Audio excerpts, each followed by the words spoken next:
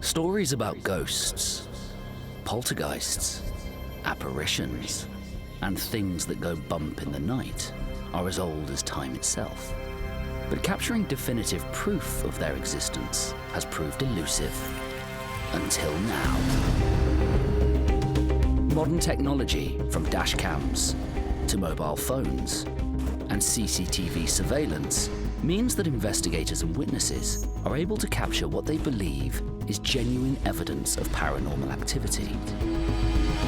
Oh, it's breaking out! Those are aliens! We've enlisted a panel of experts to analyze some of the most exciting reports from across the globe. No way! Don't see how anybody could explain that any other way than paranormal. That is really bizarre. Have we finally been able to prove the impossible? This is Paranormal Captured.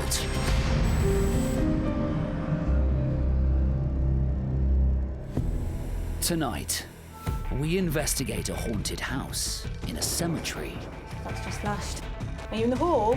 Evaluate strange activity in a location with a gruesome past. 7 monks burnt to death virtually where I'm sat now. And we examine a poltergeist case in the UK. I love that. I love things like that. To sort fact from fiction, we've brought together an expert panel of psychologists. I like to observe people's behavior. I'm very interested in how perception and memory work. And some of the most experienced investigators from the paranormal world. I would love to find out what it's like on the other side. I am on the lookout for undeniable proof. All hoping to see the paranormal captured on camera. What the hell is going on there? The paranormal is defined as something beyond normal explanation. And there's a belief that creatures exist on our planet that are also unexplained. In the foothills of northeast Provo in Utah in 2019, a strange upright figure was spotted in the distance. Believing the creature to be a Sasquatch, the eyewitness began filming on his mobile phone. I'm gonna get, no, you'll be fine. I'm just gonna get more footage of the Sasquatch. Oh, Bigfoot! Sasquatch! Sasquatch. Okay, seriously, look how big it is. He's just chilling.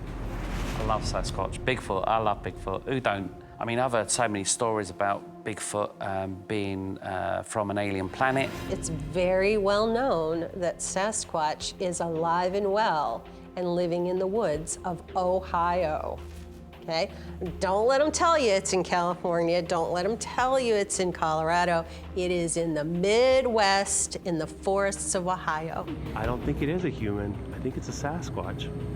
Because look, he's on the mountain, way far back on the mountain. But look how huge he is.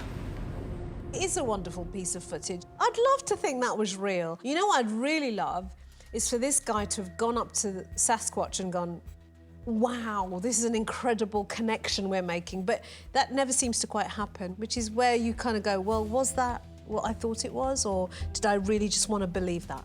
I personally think this clip is a guy in a suit, which, I mean, it wouldn't be the first person to do that. Do I think Bigfoot could be real? Yes. He's just chilling. And in 2019, the Indian Army believe they have found footprints belonging to its distant cousin, the yeti. So perhaps the reclusive Bigfoot really does exist. For most people, their home is their sanctuary. So sharing that space with the spirit of a former resident is not a welcome prospect. In a quaint village near Reading in the UK, when couple Jay and Carol moved into their new home, it quickly became apparent they were not alone. I didn't believe in the paranormal until I had a few experiences of my own. The first being lying in bed, and it felt like someone had sat on the end of the bed. And I thought it was my husband, but I looked round and he's fast asleep. Soon after, an ominous shadow started to appear regularly. Me and the wife just watching the TV, and out the corner of my eye, I saw the shadow walk past the 2 doors. I says, "Look, the shadow's back." But it was an incident with their grandson that really caught their attention. He was sleeping in the back bedroom. He woke up about 2 o'clock in the morning and he came to my bedside and said, "Granny, I'm frightened." I said, "Why?" He said, "Because there's a ghost in my bedroom." I said, "Was it a man? Was it a lady?" And he said it was a lady. It did frighten me, I must admit. Desperate to find out if the phenomena they had been experiencing could be paranormal, Jay and Carol decided to invite a local investigation team into their home. So after listening to what Jay and Carol had told us, we decided to put a CCTV pointing towards where Jay had seen a shadow, and we decided to set up an SLS camera in the back bedroom. While some members of the team watched the CCTV footage remotely, Steve and another colleague began investigating in the bedroom. We're in the back bedroom where the lady was spotted by the window. This device just shows me that you're here. We mean you no harm. Please come back and communicate with us, see if we can help you. The SLS camera is able to map potential figures when the infrared beams it emits are interrupted by something or someone. There she is. What could potentially happen here would be, is this machine getting a false positive from something else in the environment that isn't necessarily attributable to a body? They can map things in, say for instance, there's a hoodie or a coat or something that's hanging over a wardrobe door that kind of looks like a humanoid figure. But this seems to be just a blank wall. That's definitely, in my opinion, could be something paranormal. As the SLS camera mapped in a possible figure in the bedroom, another member of the team saw something appear on the CCTV.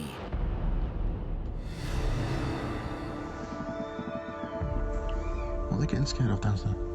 We've just seen a man or a figure walk across.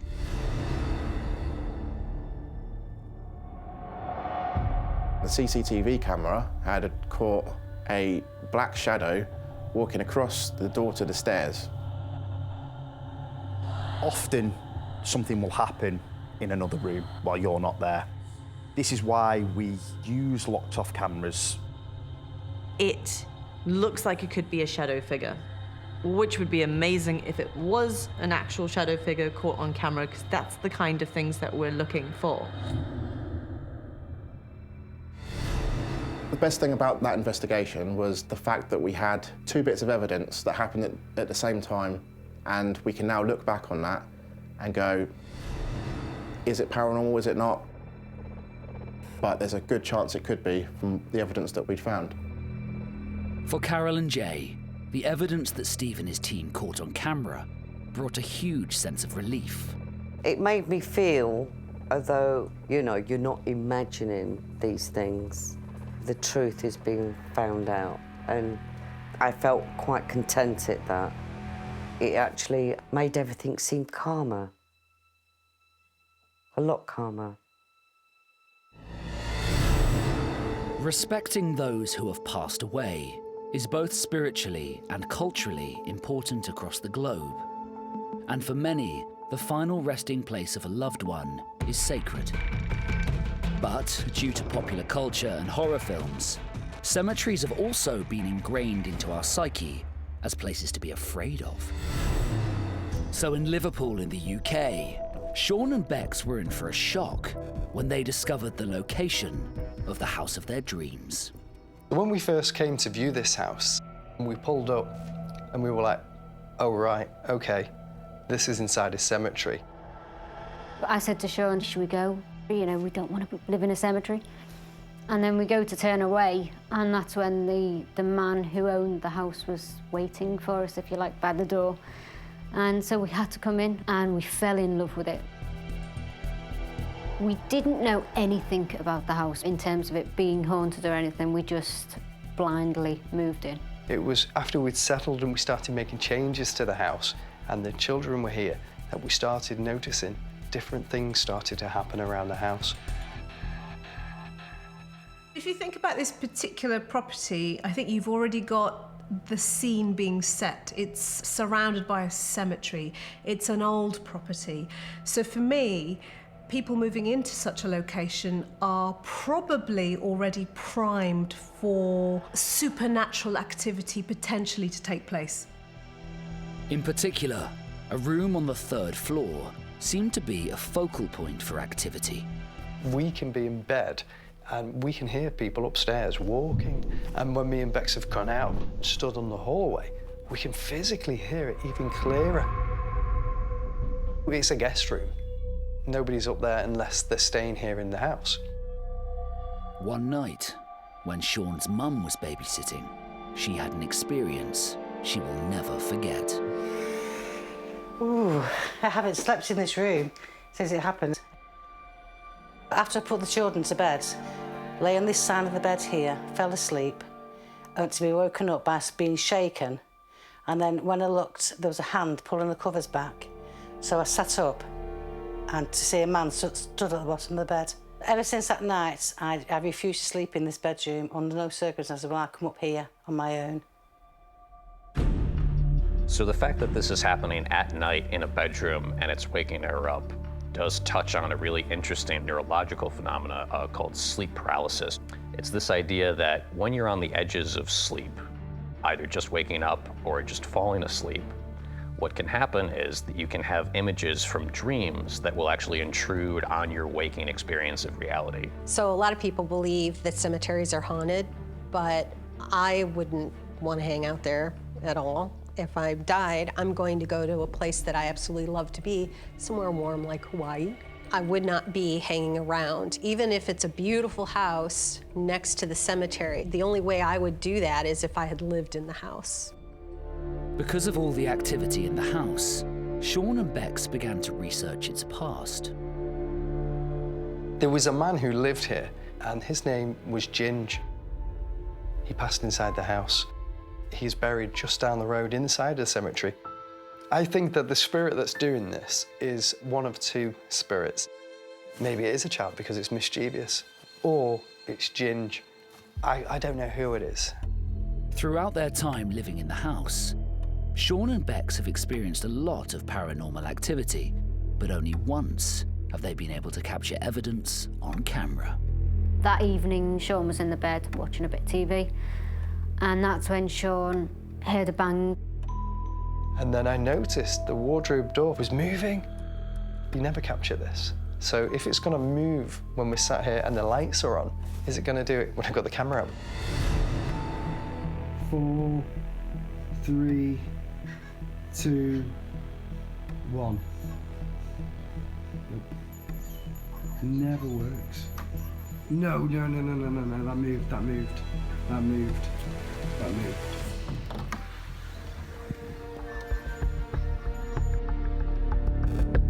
So I always look for interaction because that shows that there's something happening. The fact that they caught that, yeah, very good piece of evidence, but we need to look deeper into it, a lot deeper. In search of more conclusive evidence, we've sent paranormal investigator Jayne Harris to the house to see if their claims can be proved by someone independent. Hi, welcome to our home. Thank you. But before the investigation gets underway, Jayne has already uncovered some unsettling new information. When there were changes going on in the area, roads were being widened, areas were being redeveloped, graves that were disturbed were exhumed and actually reburied at Everton Cemetery. There are multiple graves at that cemetery of people that don't actually belong there. That could create restless, wandering spirits, so potentially we could have a really interesting evening.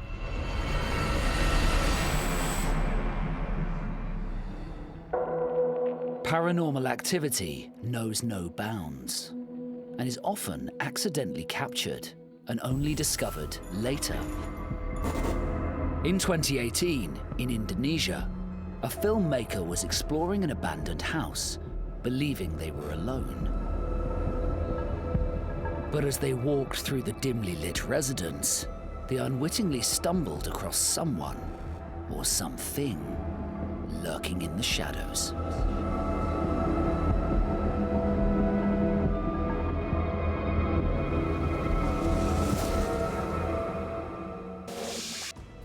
I don't know what I'm looking at here. They're moving the cameras so quickly that it's hard to usually try to keep it slower so you catch anything. I do see a figure of sorts, but what figure, I'm trying to figure out. It's dark. It feels like a basement-y area. All the ingredients are there for something. And you know what? Sometimes you see funny shapes in the half light. I didn't. I mean, it's creepy, like if that was a haunted house and I was walking around with a torch and shone it down a passageway and saw a woman with long black hair stood there, yeah, I'm not going to stick around. It would catch me off guard and it would give me a fright and it'd be a great horror haunted house. Do I think it's a real paranormal event? No. There are a vast array of people across the globe who describe themselves as members of the paranormal community. Like-minded believers, all hoping to capture definitive proof of the unexplained. In Nottingham, in the UK, one particular location has captured the imagination of many teams of investigators.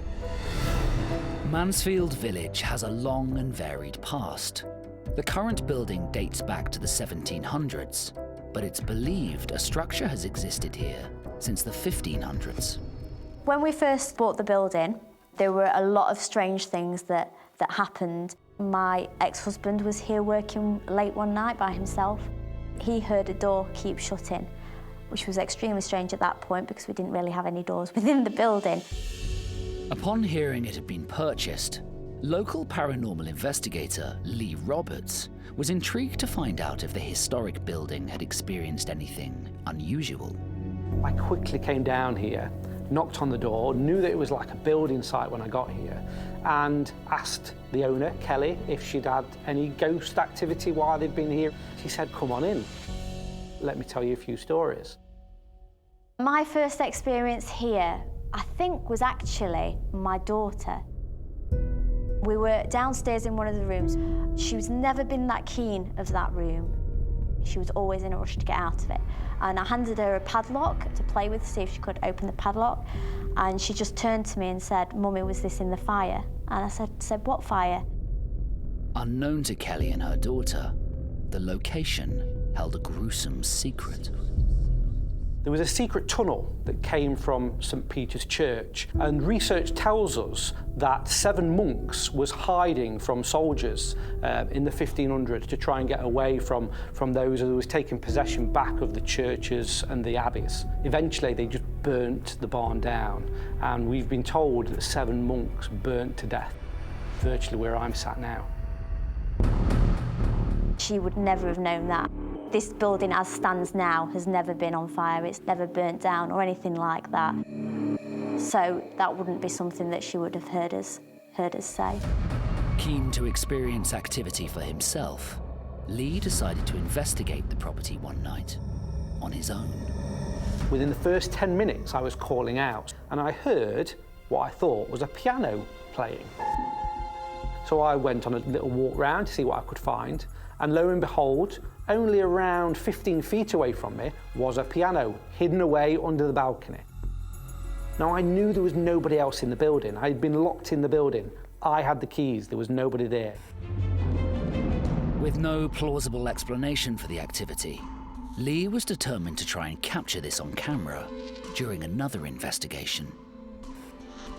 So I placed the camera on the pool table, turned the infrared camera on, and left it running for around 40 minutes. We came back, checked the camera, and around 10 minutes into the footage, the third key in from the right-hand side had played on its own. A piano playing on its own, I'm out of there. There doesn't seem to be anything around it. There doesn't seem to be any natural explanation for that piano playing on its own. It's really creepy. In the past, seances and table tipping were common tools used to provoke spirits to interact. Today, the equipment is more sophisticated and seeks to detect the energy of spirits in the atmosphere. In Liverpool, in the UK, paranormal investigator Jayne Harris is about to begin investigating the house in the cemetery and has decided to start in the bedroom where Sean and Bex captured the footage of the moving wardrobe door. I'm going fully kitted out. We're taking absolutely everything because you never know what piece of kit will work well in which situations. In the bedroom, Jayne has set up a spirit box to monitor the temperature. On the hunt for electronic voice phenomena, she's recording the investigation. And Sean and Bex are using equipment that monitors changes in the electromagnetic field. They begin by calling out to any spirits. My name's Jayne, and if you want to come forward this evening and speak to me, I would love to speak to you. My name's Sean. And I'm Bex. You know who we are. Don't be shy. If Ginge is here, or any of the children, can you communicate and give us an audible sound? Do you like to play in this room? Do you play with the wardrobe? I just felt, when I said that, a really cold breeze just came straight onto my hand through that gap in the door there. Can you make the door move for us? Are you touching the door? No. That door's moving. The glass moved. Can you make the door move? I've just gone cold down this side. Down that side? Yeah. Feel Are this? you near Bex? Can you feel this? Put your hands here. Yeah. Can you feel it? That's a child. That must be a child for that height. Oh, Ooh. yeah. I need that alarmed, yeah. That's cold. Move closer to us now. As the temperature drops, Bex's equipment also registers a change in the electromagnetic field. Could a spirit be trying to communicate? We always associate cold spots to be spiritual. Is a ghost present because an area's gone cold straight away? What's interesting is that Jayne and Bex both feel this happen. Now, the fact that what looks like an EMF detector is going off at the same time, that kind of validates what they're feeling. So that's a really good piece of evidence, having two different things validate one potentially paranormal event. Kind of curious to see where it goes from there, because they think it's a child. So that'll be really interesting to see if we see that progress any. Move closer to us now. Somebody just touched me on the shoulder. Poked.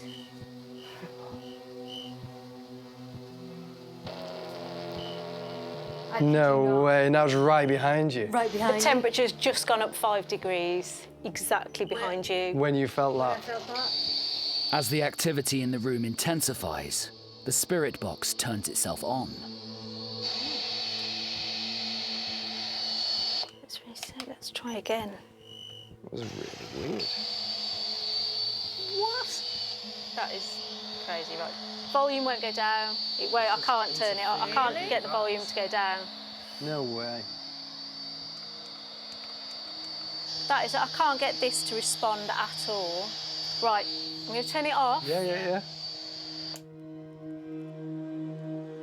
After a flurry of activity, the EMF detectors also fall silent. It's very clear that they're picking up on a lot of static energy around the device. You can hear the device clearly going off numerous times. The fact that she is feeling something touch her, to then have such a huge rise in the temperature, going up by 5 degrees, and then having the device switch on. That's 3 things at the same particular moment that definitely seems like it could very well be paranormal.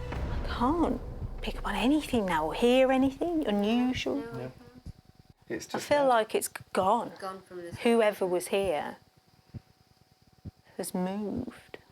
Just as the investigation in the bedroom is about to come to an end, another piece of equipment springs into action. That's just flashed. Has it? Those ones have just flashed. Yeah. It seems someone is trying to enter the room. Yeah. Still on. That just did that. But just once, like one footstep. Are you in the hall?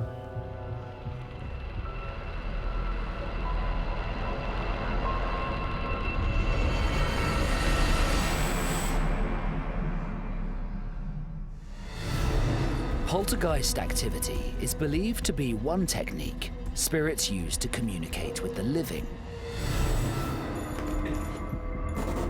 In 2016, in Cambridgeshire in the UK, this footage was captured on an infrared camera. The homeowners have been led to believe that the activity is connected to them, as this has happened in other houses they've owned.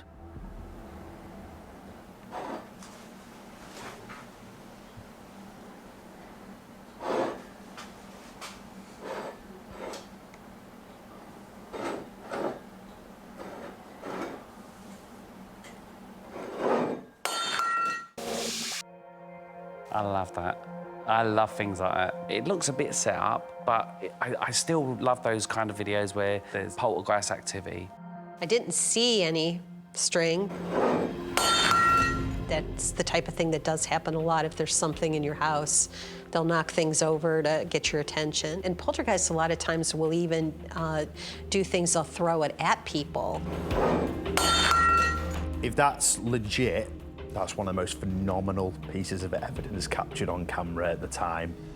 There's clearly no one under the table. If that's legit, then impressive. In Nottingham in the UK, poltergeist activity has also potentially been captured in a historic building now known as Mansfield Village. So owner Kelly decided to allow other teams in to investigate the location. And to her surprise one night, as she was setting up, she witnessed more evidence on CCTV. On this one occasion, when I was checking the footage downstairs in the area that they were going to be going to, as I looked up, I noticed that a mist appeared on the screen. First instinct was a panic because I did think it was smoke or something on fire. And when we get down there, there's no actual reason for the fog appearing. Come back up, check the footage again, the fog is still there. And then within a few minutes, the fog has disappeared. Paranormal investigator Lee Roberts also witnessed this phenomena. The next night, I came in, just quickly turned the CCTV on, and looked, and lo and behold, there was a strange mist. And it starts as almost like a sandstorm, so very, very low on the floor. Not knowing the location is really difficult for me because I don't know where there are any open doorways or any open windows or cracks in, the windows or anything like that. It looks kind of like a warehouse.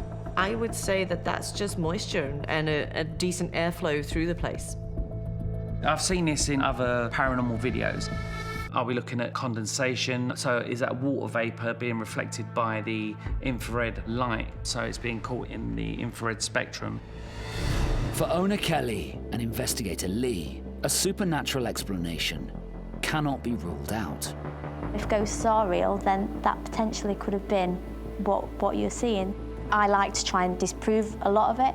People were talking about atmospheric pressure and things like that, but it stayed through too many seasons for it to have been something like that. And then one day, the mist just disappeared.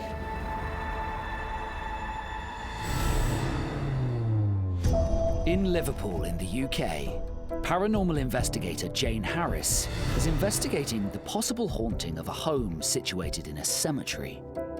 She's already detected activity in the bedroom, which owners Bex and Sean believe might be the spirits of children. So, she decides to move the investigation outside, hopeful the spirit of Ginge, a former resident, will make contact. Right, so I brought you outside. It's a bit cold, but we're right on the edge of the cemetery here, and I just thought it was important because in lots of cases, the ground, the earth, is actually more important than the building itself. Yeah. We know that this has been a cemetery for over 100 years, but I think it was a burial site long before that. So I thought while we're here, we'll come outside and we'll just see if we can get anything outside the building. So let's see what they give us, if they give us anything. If you're in the house watching us, just let us know, give us a sign that you're here.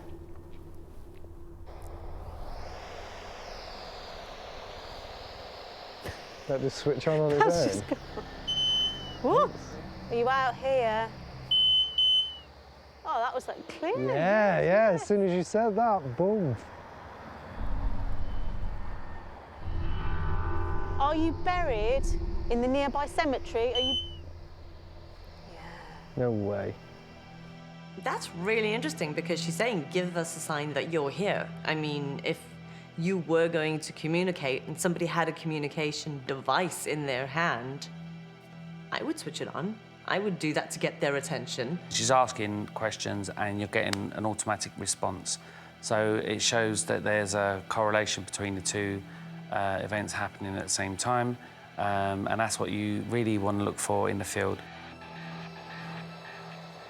Is it Ginge? Are you with us? Is it children? Oh, And the same on there, yeah. Temperature straight down by 3 degrees. It's gone really cold here.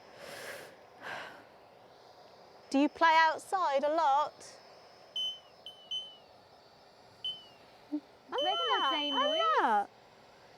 Just tell us again, how many spirits are with us now? 7, it was 7. It was 7, that was 7. All right. Yeah. All right. All right, yeah. 7. Are you Ginge?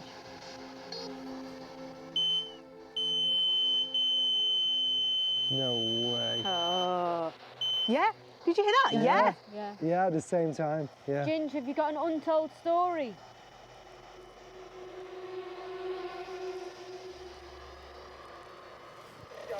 Yeah. Yeah. That was Yeah. like, yeah, I have. Yeah. Yeah. Did something happen to you? Something that no one knows about? Yeah. I'm hearing the same. That's quite interesting. The responses seem to be right there on demand. And everything that they're hearing, I can hear quite clearly as well, so it's interesting. The voices and the ostensibly static noise, there's potentially something really interesting going on here in terms of a psychological phenomena that people call pareidolia. Noisy can mean like physical sound noisy, like the static, and it can also mean just kind of disrupted, any kind of like visual information this can apply to as well. But the idea is you're getting kind of a chaotic input, and then you're mapping on meaning into that input. So the meaning is coming from the people's minds, it's not necessarily coming from the stimulus itself. Were you murdered, Ginge? What? Answer the question again, Ginge. Were you murdered?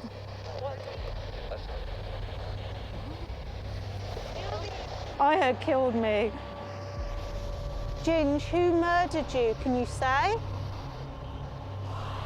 The temperature was down to the -5 there. It's now back dead centre. Yeah, that's strange. Say your name.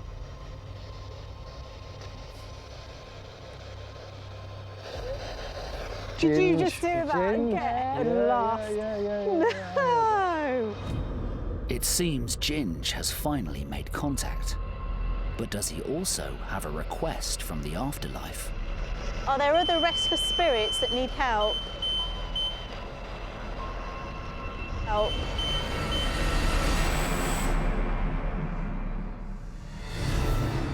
Advances in technology have led to paranormal investigators throughout the world, edging ever closer to understanding previously unexplained phenomena. Although the science behind some occurrences may be explained, some remain inexplicable. In London, in the UK, in 2018, this footage was recorded on CCTV. The current residents believe a previous owner died in the garage outside, and they have no explanation for the phenomena they uncovered.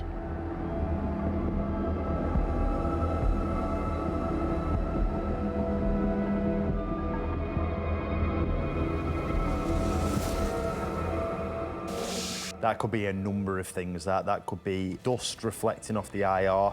That could also be a spotlight from a police helicopter.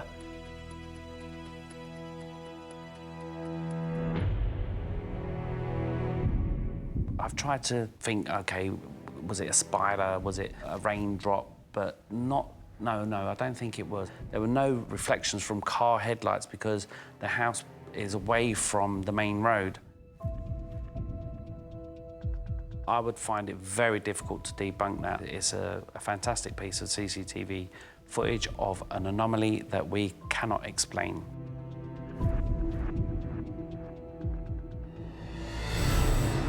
As technology progresses, the options for gathering evidence grow, and the ability to experience an encounter in real time with multiple witnesses is now a possibility. At Mansfield Village in Nottingham in the UK, paranormal investigator Lee believes he was able to live stream genuine proof of poltergeist activity.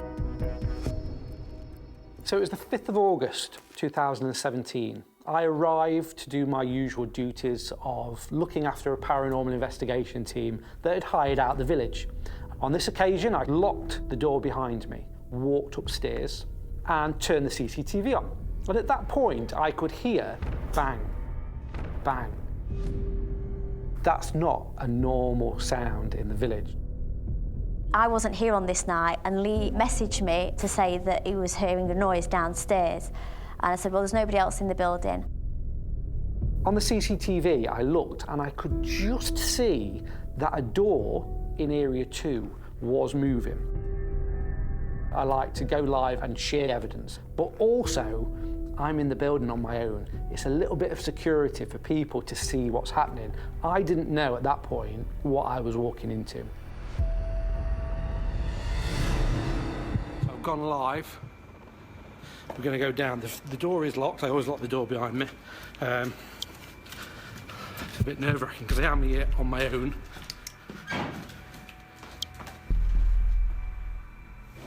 Shit, if you guys can hear that. It's quite a loud bang.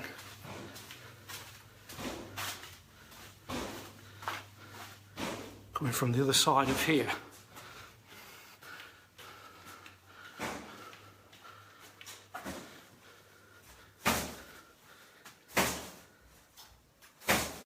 Just trying to reconnect you guys. The signal just slightly went. So I don't know if you can see this. The door is banging. You know, take my hat off to him for having the bravado to go down there anyway and on his own. If there is anybody there, right, I'm going to try and stop this door. Right, there is literally no force behind this door at all.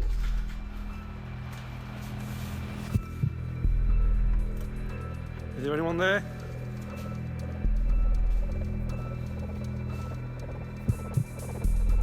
There is literally nobody there. To me, that just could be that there's really high wind outside and it's drawing that door and it's banging it over and over. Is there anybody there? It's definitely a very good piece of evidence. He should not have touched that door. He should have left that alone. Let the entity or whatever it is that's happening do its thing. Then I would have asked, now make that stop. Make the door stop. Open it wide. Close it to see whether or not you're getting a response. It is an interesting piece. Do I think it's paranormal? Mm-mm. However, for owner Kelly, the evidence that's been gathered over the last 5 years has resulted in more questions than answers. When Lee came, I was hoping that a lot of the things that I was feeling and other people were feeling, he would be able to say, no, there's nothing here. Because when you have to work somewhere all the time, you want to feel safe and you don't want to feel uncomfortable. But unfortunately, that wasn't the case.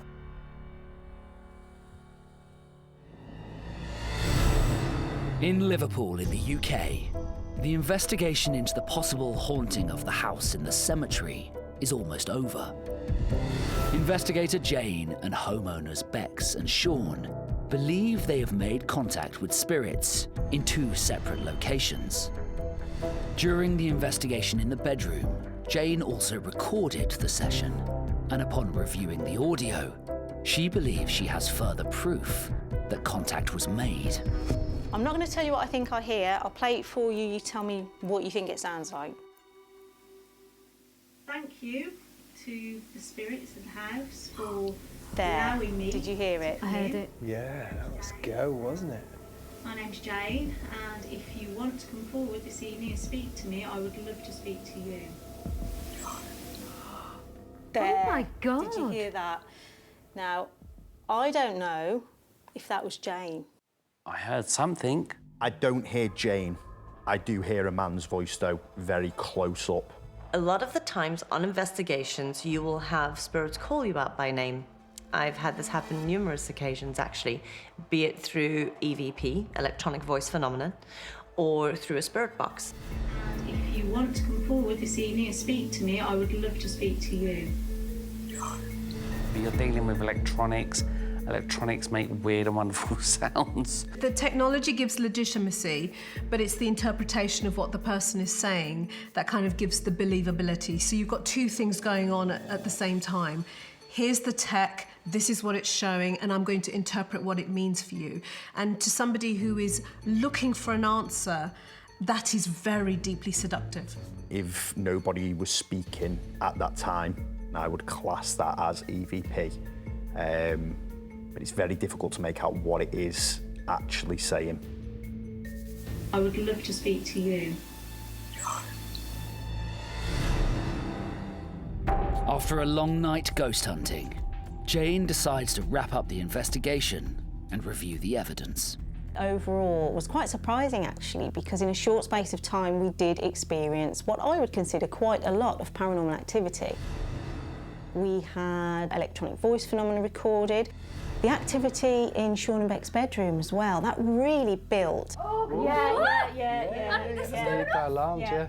And then when we went outside, we actually got responses to questions. Are you out here? Having Jayne in tonight, a second opinion almost, it does make you feel like you're not going nuts. And you look at each other and think, we're not crazy after all. You know, somebody else has experienced what we've been experiencing for the last 5 years. But was the evidence captured enough to convince our experts?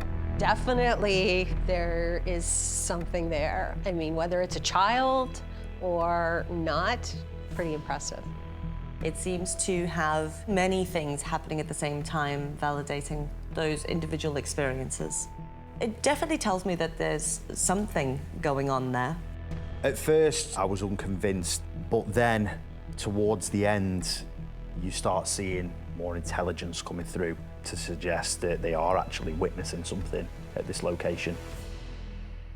When it comes to intelligent spirits, interactive spirits, there's one theory that most of those spirits have unfinished business. So what they want to do is get a message to the living, and hopefully by conducting paranormal investigations we can occasionally just get a glimpse into that. Whether it's ghosts, aliens, or other paranormal phenomena, as encounters happen across the globe, evidence will continue to be captured by witnesses and investigators. But will it be enough to explain the unexplainable?